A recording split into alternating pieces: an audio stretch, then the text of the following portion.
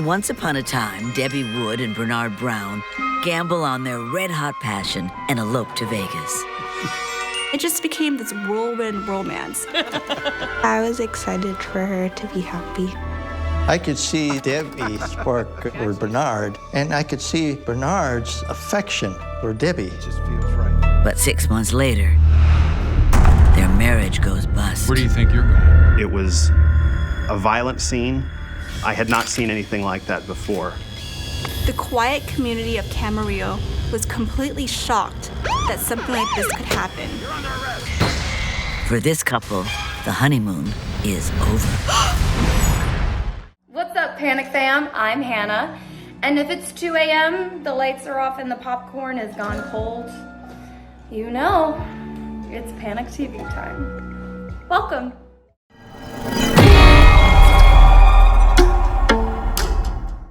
If you survived this, and this, congratulations, all right? Congratulations.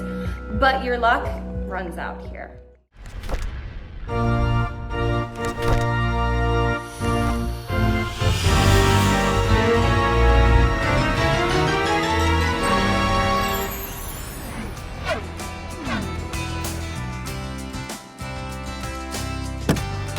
On a secret adventure, Debbie Wood and Bernard Brown race into a Las Vegas wedding chapel, eager to become husband and wife.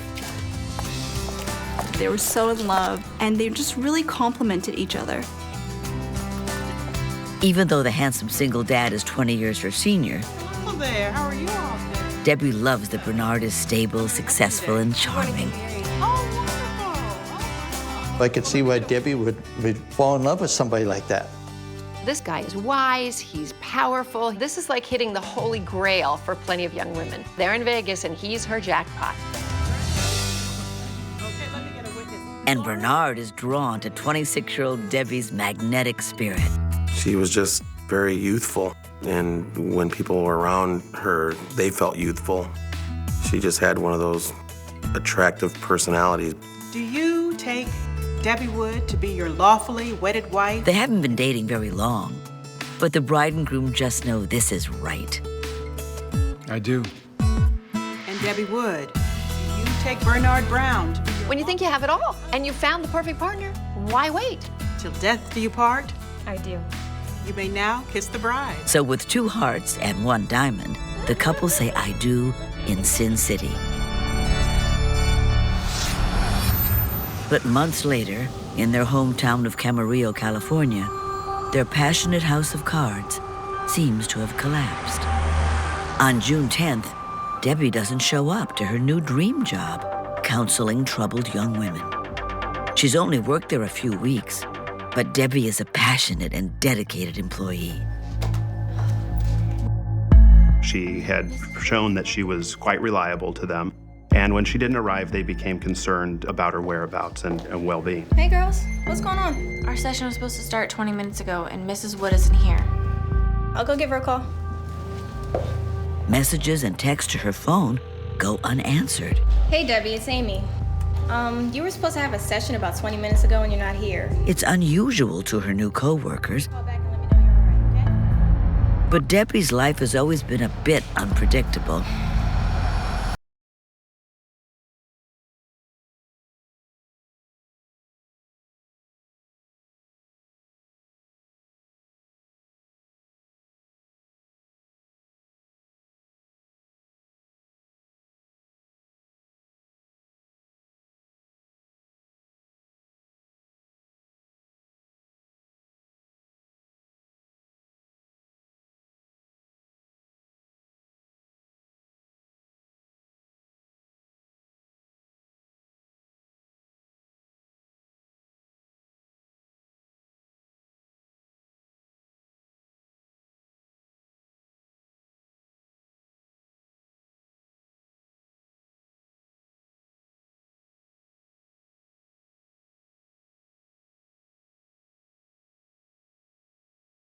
Very injurious, especially in the vulnerable teenage years, when young girls are trying to figure out really who they are in the world. Debbie hopes an escape into the spotlight will help her forget the heartache and begins modeling as a teenager. She also opens her heart to finding love, and at 19, she falls for college senior Anthony Ortega. She turned a lot of heads. I mean, she was just a beautiful girl, and her smile kind of got my attention. It was an instant attraction between Debbie and I. Unfortunately, the relationship fails. Another hard knock for Debbie. But just after the breakup, she's elated when she discovers she's pregnant. She and Anthony vow to always make their new bundle of joy a top priority. And she was excited, to start this new season of her life. The moment I saw Clarissa, I just knew that, my world was gonna change. It's a tough sacrifice for Debbie. But Anthony takes primary custody of Clarissa while she goes to college to earn a psychology degree. Mommy loves you.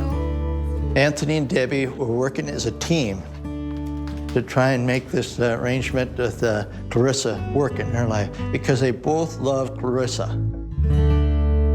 During their weekend visits, Debbie cherishes the precious bonding time with her daughter. All right, go like this. Perfect. Let's go ahead and put some jewelry on you because every princess needs jewelry. My mom liked to put a lot of makeup on me and dress me up in her high heels and dress me up in her clothes. We would go to amusement parks together. You gotta put on your magical ring because all princesses need a magical ring, okay? Debbie was a Disneyland mom. Would you like to get some tea? When Clarissa and Debbie were together, they would go do all the fun stuff. At this point, Debbie's living with her best friend, Lucy Owens. Their friendship is a source of comfort for the struggling single mom. May I join in on the party? Why, of course, Princess Lucy. All of us really treasured her as Debbie's friend. And so we'd include her to Christmas things and gatherings together. And so Lucy became part of our family.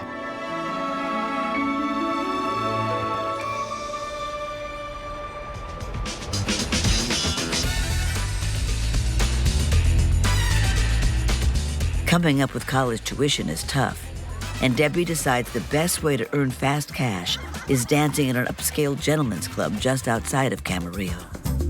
She's been a teen model. Now she channels her good looks and sparkling charisma into a way to build a better future for herself.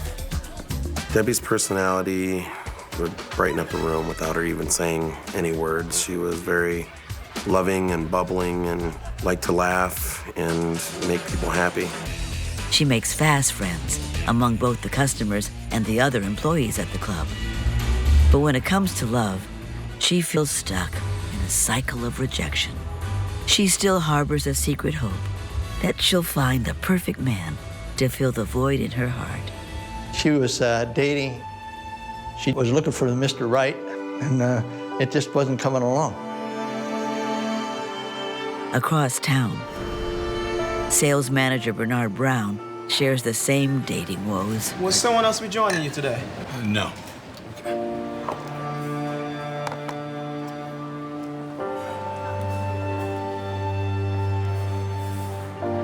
Bernard was a single father of 2 children, and he had been dating for a while, but he hadn't found a companion that he really found something in common with.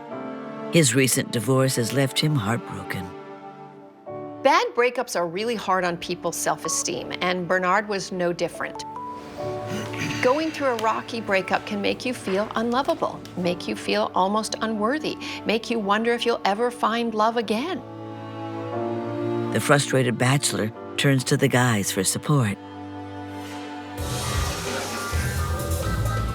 And in October 2004, they take him to the club where Debbie works to try to get him to cheer up. Then he sees her. It's an awkward place to meet, but unexpectedly, sparks fly. Bernard, she was looking right at you. Go talk to her. Say hello. All right. When they finally got to talking, there was just instant chemistry between them. Hi. I'm Bernard. Debbie. Nice to meet you. Nice to meet you as well. I'm sure you hear this all the time, but I just wanted to tell you that you were beautiful. A woman never gets tired of being told she's beautiful. Then you must never be tired because you were absolutely gorgeous. Thank you so much. You're so sweet. He's 20 years older, but she doesn't mind. They both feel a powerful connection. She was just doing her job, and here, the love of her life just walked right in the door. Can I buy you something to drink? You're so nice. Cosmopolitan.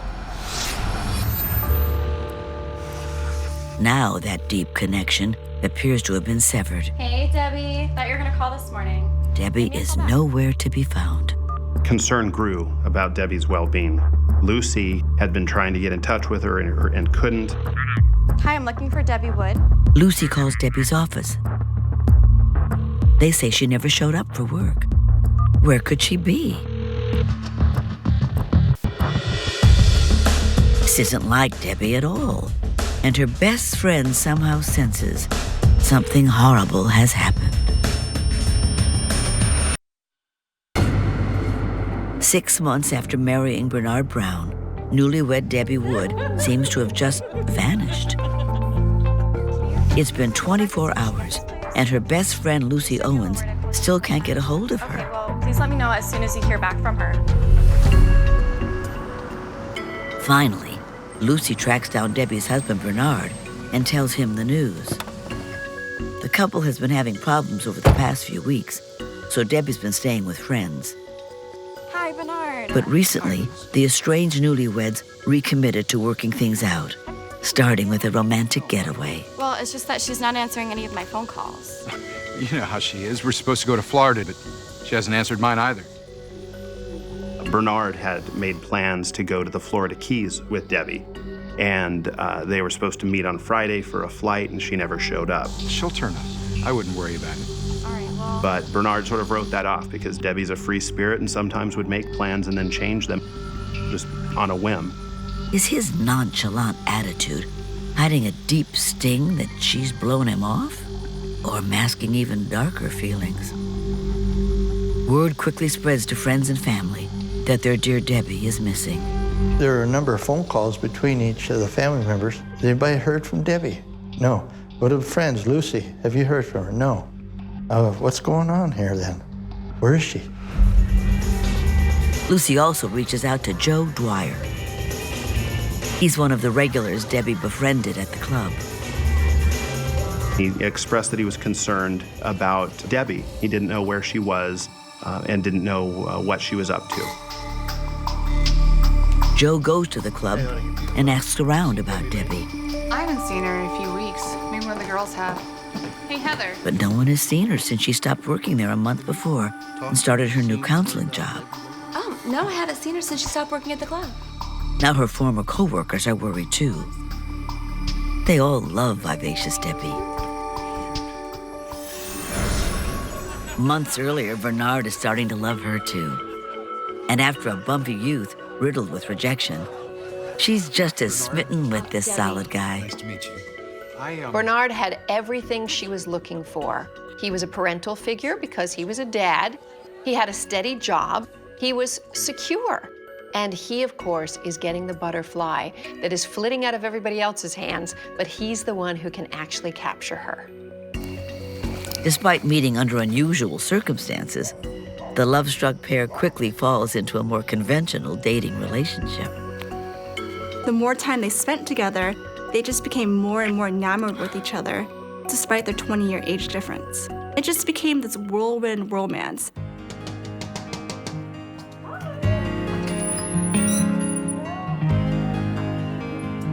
This is Allison. Seth. She meets his teenage kids and introduces him to her 6-year-old daughter, Clarissa. Hello, Clarissa. How are you? Your mother has told Debbie so is much floating about on you. cloud 9. She told friends that he was whining and dining her, and she was loving every minute of it. I brought you this little gift. This is turning into the relationship of her dreams. Oh, what'd you get? Has she finally found someone who will never leave her? Go ahead. It's so sparkly. Sparkly as this? For his part, Bernard can't wait for them to be together forever. So when he pops that magical question, Debbie Wood, she doesn't hesitate a second. will you marry me? Yes. You may now kiss the bride. They got married faster than you can say I do.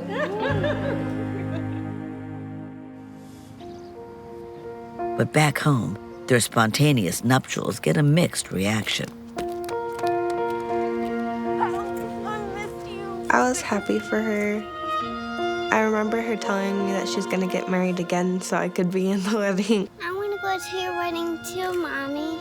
We're gonna have another one, sweetie. It's gonna be a lot bigger and you can be our flower girl. Hey, how was Vegas? Got married.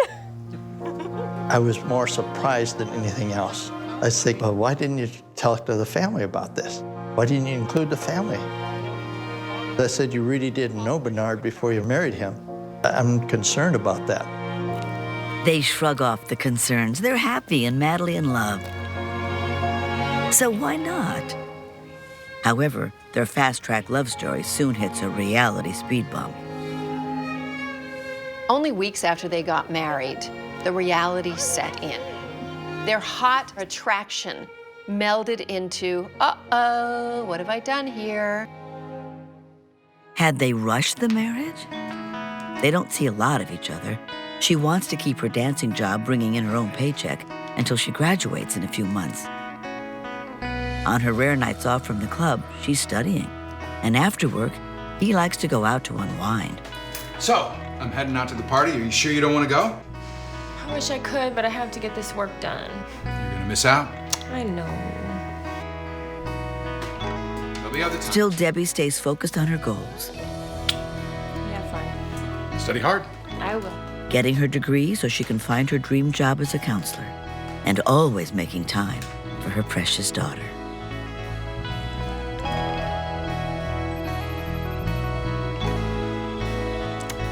Hi there, sweetie. Some of the most fun I've had would be the weekends that I've had with her. Are you excited about this upcoming weekend? But juggling work, school, motherhood, and now marriage turns out to be a major challenge for the newlyweds. I love you, Mommy. I love you too, Clarissa. You ready to open presents? Even their first Christmas together is strained. Debbie invites some of her cobbled collection of friends, Lucy and Joe, to join in the fun. Bernard and Debbie's dad know Lucy, but they're curious about Joe, who seems to lavish Debbie with a lot of gifts for a friend. And not just Christmas presents. And he gave her close to $16,000 to help her pursue her degree and really wanted to be a part of sort of what he thought were positive changes in her life. Bernard. Wow. Not me, Dad. Sweetheart, those are from me. I just figured a beautiful woman should have diamonds. You're beautiful, Debbie. Bernard can't stand it. It's their first holiday as a couple. Why on earth would Debbie invite another man to the family party? There was hate, literally hate, from Bernard to Joe in that party. It was very volatile. It was just uneasy. That Christmas brings the very best for you. Ugh, I swear my neighbors think I'm probably getting murdered right now.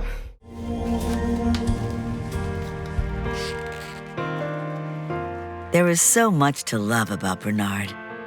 But sometimes Debbie wishes life with her new hubby was just easier and less tense. If you'll excuse me, this is getting a little thick in here.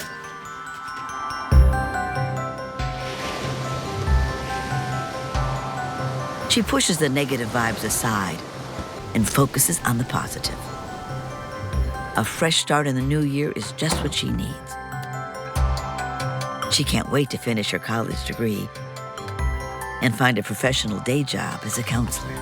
I was very pleased and happy because I wanted her to spend more time, with Clarissa. With a bright future ahead, Debbie is hoping the tension in her marriage will subside, and the next year will be her best.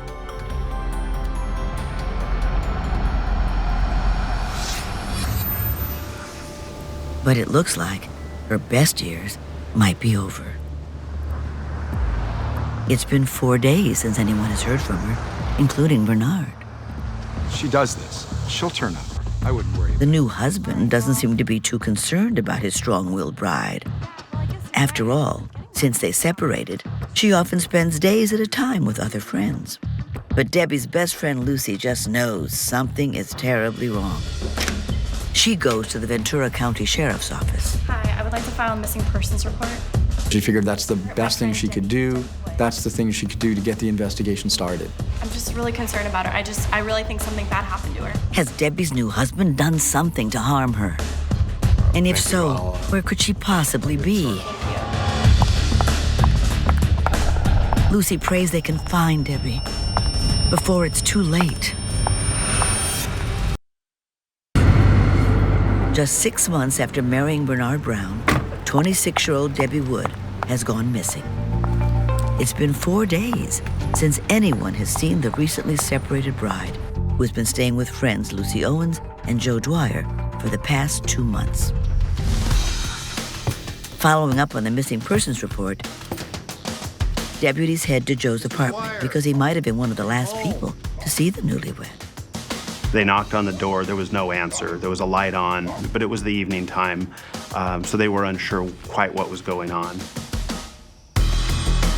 So they left a card for Joe to get, and they hoped he would call them.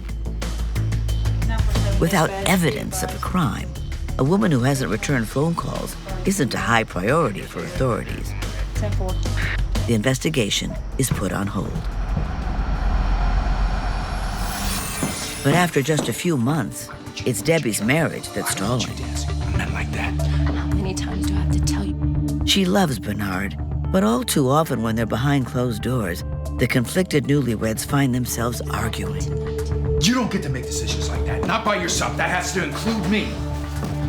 Where are you going? I'm taking Clarissa and we're going to Lucy's tonight. I don't feel like seeing you. With each passing day, the once optimistic bride is becoming a little less hopeful. Her Prince Charming turns out to be inflexible and possessive. I can't see she was happy with marriage. Yeah, I'm not saying she was happy. She was enduring marriage. Through it all, Debbie tries to be a strong role model for her daughter. Finishing school and starting a new career is a top priority. I remember she would take me with her to school, and I'd pack up my little things and go with her, and I'd act like I was in college. When she was getting her college degree, I thought that she was really smart and that I wanted to be like her and be really smart too. That will be all for class today. Debbie was really driven, and she was trying to do it all. She was working hard to finish her bachelor's degree while she was working and raising a small daughter. So she had a very full plate. In the spring, Debbie starts the application process for her dream job, working as a counselor for neglected and emotionally disturbed young women. She was excited about that because she was anticipating getting that job the first time that she loved in life. A new job also means Debbie will be able to quit working at the club. And Bernard is counting the minutes until she does. He would sometimes come into the club where she worked to kind of check her out and make sure that she wasn't straying or doing anything that would violate what he thought was the trust they had in each other, but he obviously didn't trust her enough because he was coming around a lot. Most of his distrust stems from one very dedicated and ever-present club patron. Bernard was jealous in his relationship with Debbie, and part of that was linked to the amount of time Debbie spent with Joe Dwyer, probably the amount of money that Joe Dwyer spent on Debbie, too. Debbie insists Joe is just a generous friend. But Bernard refuses to believe it's purely platonic. This ended up being like a crazy love triangle, with Bernard on one side, Joe on the other, and Debbie in the middle.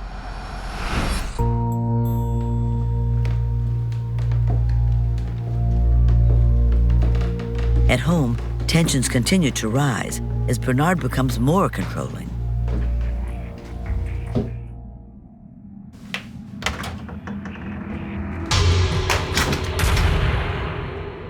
He did control Where do you think you're going? when she could leave and how much money she could spend. I'm going to the club. I have to work tonight. You're not going to that club again. There was some yelling, some loud arguments. There was some concerns about, was this going to escalate into a more physical confrontation? Because there was a lot of discord in the marriage at times. His feelings of jealousy were starting to become behaviors. Remember, Bernard had come out of a nasty divorce. This was the marriage he was going to get right. By April, Debbie is staying more with Lucy and Joe than she is with Bernard. Without a place of her own, seeing her daughter becomes very difficult. Debbie indicated to me that she's staying at her friend's house and she's no longer in the home. And I was concerned because if you don't have a stable environment, Clarissa need not be there.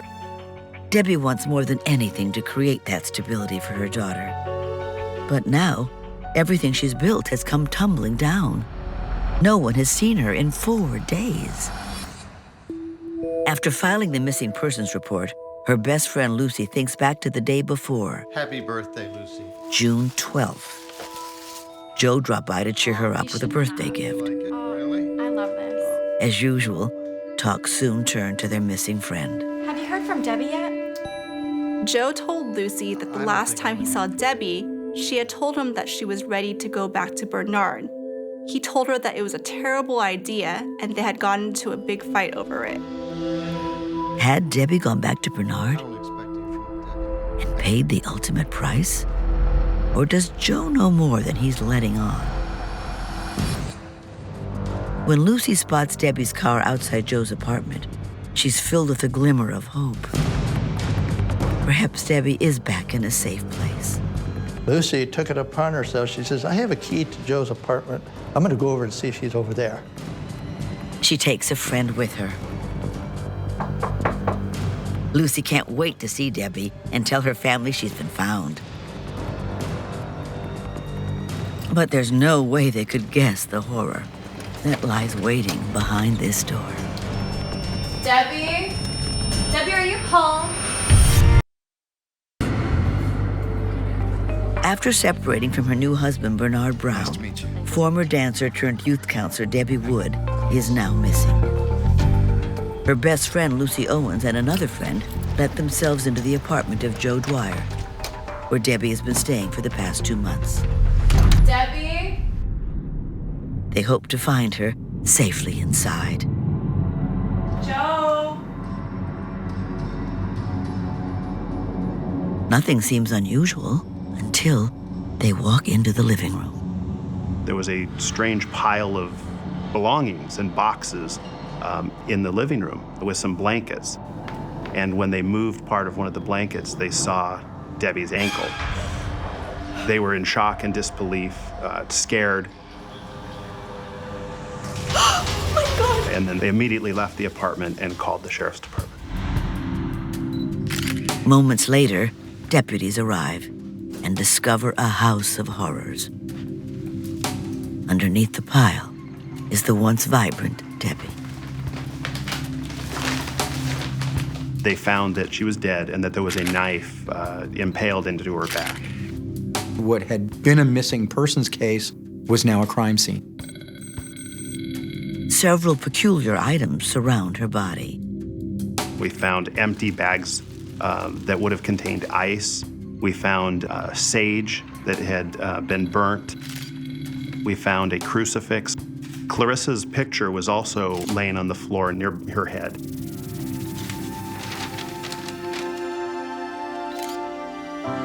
Lucy delivers the heartbreaking news to the family. Emotionally inside of me, I was crushed. Sweetheart, what are you doing? Debbie's ex-boyfriend, Anthony Ortega, must tell their now 7-year-old daughter that her mother is gone. I need to talk to you for a few minutes, okay? He tries to be delicate. She's just too young to understand murder. I told Clarissa that some people get hurt and don't recover from their injuries, and that happened to your mom, and she's in heaven. When's Mommy coming back? Mommy's in heaven now. All I really understood back then was she was gone. I was really sad and angry, and I kind of just wanted her there even more. It's gonna be okay.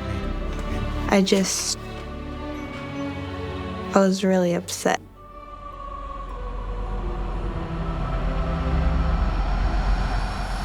It seems inconceivable that Debbie's devoted friend Joe could have committed such a violent act. So did Bernard track her down after she ditched their romantic weekend and stab her in the grip of a possessive rage? After all, it's Bernard's toxic jealous streak that drives Debbie out of their home and into Joe's 2 months earlier. Debbie, what's wrong?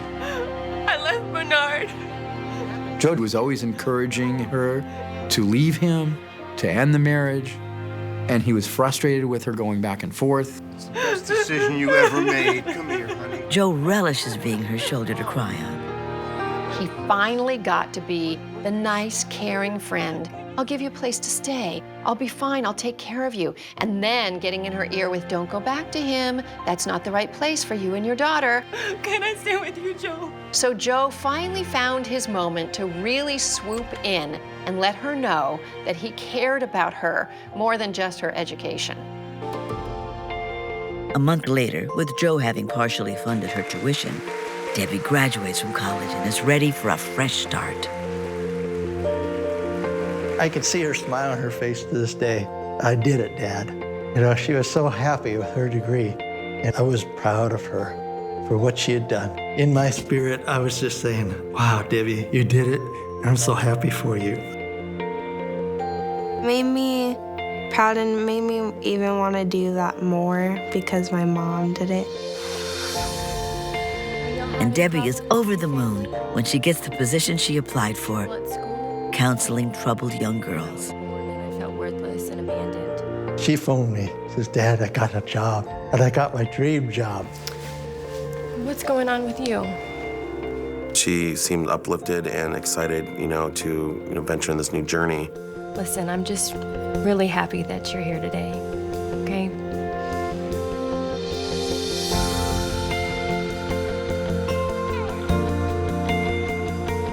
Debbie immediately quits the club. While she sorts out her feelings about Bernard, having her supportive, generous friend Joe around is a source of comfort. He spent a lot of money on her. He bought her many gifts. You get me. He's buying love, he's buying attention. So beautiful. And he wanted to possess her, and he thought that the way to do that was to pay for it. Thank you so much, Joe. Sensing her friend may be wanting more, Debbie makes it clear she has no interest in a romantic relationship with him. Would you like to put it on? Yeah, thanks. She's still hoping to work things out with her new husband. Despite what had happened in the past, Debbie was still struggling whether or not to go back with Bernard. She really wanted to make it work. Hey, what's going on? 2 weeks before her disappearance, Joe drives Debbie over to Anthony's house to see her daughter. We need to go inside. Okay. She asks to have a few extra days with her little girl the weekend of June 10th. Who's that guy right there? But there's a problem. That's just my friend Joe. I moved out of Bernard's. She got me up to speed and kind of what was happening, that she wasn't at Bernard's house any longer, and she's staying with Joe temporarily. So I told her, until you get on a lease, or let me do a background check on the person who just drove you here. I wasn't comfortable with letting Clarissa go there. The answer's no. It's difficult, But Anthony stays firm in his decision to keep Clarissa with him. I didn't know Joe very well enough to have my daughter under the same roof, like for overnights. It must have been very difficult for Debbie to be told, no, you cannot take your daughter. While it was a very responsible parental decision of the father, I'm sure Debbie was devastated. Mommy loves you, okay? Debbie kisses her little Clarissa goodbye and drives off with Joe. Bye, Mommy. It's the last kiss Clarissa will ever get from her mother. Debbie disappears 2 weeks later, the weekend she wanted to have Clarissa. And only 4 days after, her body is found in Joe's apartment. Just when she's on the verge of achieving the new life she's worked so hard for. Lucy tells investigators about her last conversation with Joe. She realizes he made statements that now seem haunting. He made a comment about how you could live a great life or something like that, and then you make one bad decision and snap. And it changes everything in a split second, but it doesn't make you a bad person. Had Joe been referring to killing Debbie? Or was he talking about Bernard?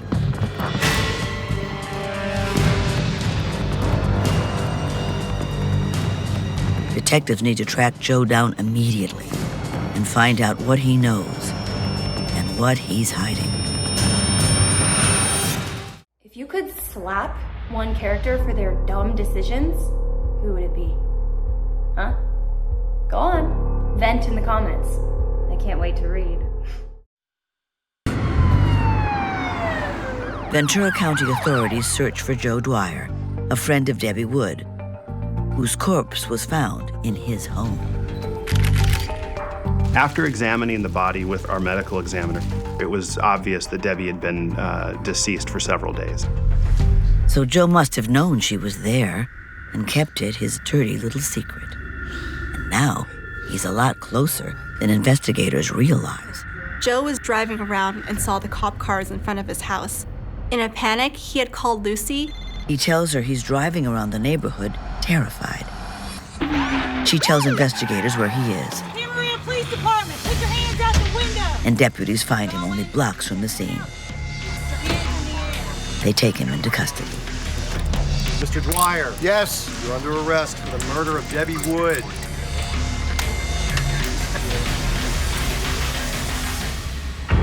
Joe admits he was in his apartment with Debbie when she died, but adamantly claims it wasn't his fault. He says they were arguing about her love for Bernard, and Debbie started getting violent. He grabbed a knife. According to Joe, he was trying to protect himself, and he thought that if he stuck the knife in her back a little bit, it would shake her out of her anger, and she would calm down. As she fell to the ground, the knife hit the ground and then was pushed all the way into her body. It was a terrible, terrible accident. Poking her with a knife to get her to calm down? It's a ridiculous story. Authorities charge him with killing Debbie. No one can believe it was Joe who did it. Imagine the shock and horror to think that the killer of your daughter, the killer of your friend, was someone they all knew very well, someone in their circle, someone who'd been a friend and supporter for many years. It turns out that Bernard Brown, Debbie's husband who seems so unconcerned about her disappearance, is completely innocent. At the trial, Joe sticks with his bizarre self-defense story. Prosecutors set out to prove otherwise and tell the jury about Joe's toxic obsession with Debbie. He slowly became infatuated with her over the years, showing up at the club night after night, wanting only Debbie to dance for him. He spent his life savings on her, showering her with gifts and helping to pay for her college tuition. Joe wanted her to still be dependent on him, because Joe at this point was becoming clearly obsessed with Debbie. Although Debbie said she only wanted to be friends, he always held out a secret hope she'd come around. Intellectually, he knew this was never going to go anywhere, but he didn't care. He ignored all the signs. And he just continued to obsess and spend more and more money. When he heard Debbie had eloped with Bernard Brown, he was overcome with envy. All of a sudden, he's got competition. Not just competition, she closed the deal with this other guy. I'm sure it enraged Joe. When Debbie and Bernard separated, Joe's fantasies of finally having her all to himself surged. Hey, Joe. Hey, baby, how you doing? But on June 9th, when she told him she wanted to go back to Bernard, prosecutors believe Joe flew into a jealous rage. To Bernard? Come on, give me a break. You guys are terrible for each other. All you do is fight. It is what it is, No, Joe. it's not what it is. He picked up a large kitchen knife. Calm down, just... I'm really calm, and you're not going anywhere. That started a loud argument, which resulted in physical confrontation. He's holding the knife to her, not intending to plunge it in. But when she said something that really angered him, I love Bernard, and I'm gonna make this work. then he did it. No, you're not. That's when he snapped. That's when Joe couldn't take it anymore. He'd lost her once. He was not gonna lose her again to Bernard. Bernard does not love you like I love you. I'm sorry, John. He stabbed the woman he claimed to love most in the back. Instead of calling 911, Joe put Debbie in the living room and placed ice around her body in a misguided attempt to slow decomposition and burned incense to mask the smell. Next to her head, he placed a crucifix and Clarissa's photo. Then he acted as if nothing happened. He was not about to let her go even in death. He kept her body as long as he possibly could. He would have kept it longer had it not been discovered. Joe is found guilty of voluntary manslaughter and given the maximum sentence, 12 years in jail. What Joe's obsession ended up doing was it cost Debbie the chance to really make something positive for her life and for her daughter, and I think she was headed in that direction. Now that she's older, Anthony has told Clarissa that her mother was murdered. It was a shock. I was surprised that it was someone that was so close to her. I think I was really angry. I think the hardest thing for me in this whole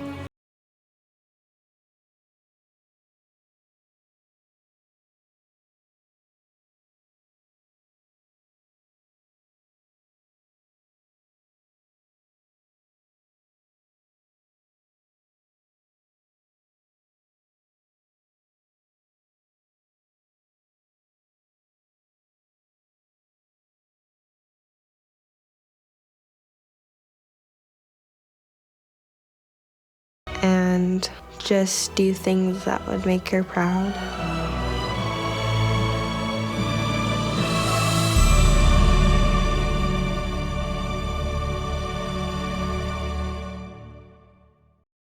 Be honest. Did you watch the last scene through your fingers? Comment yes or no.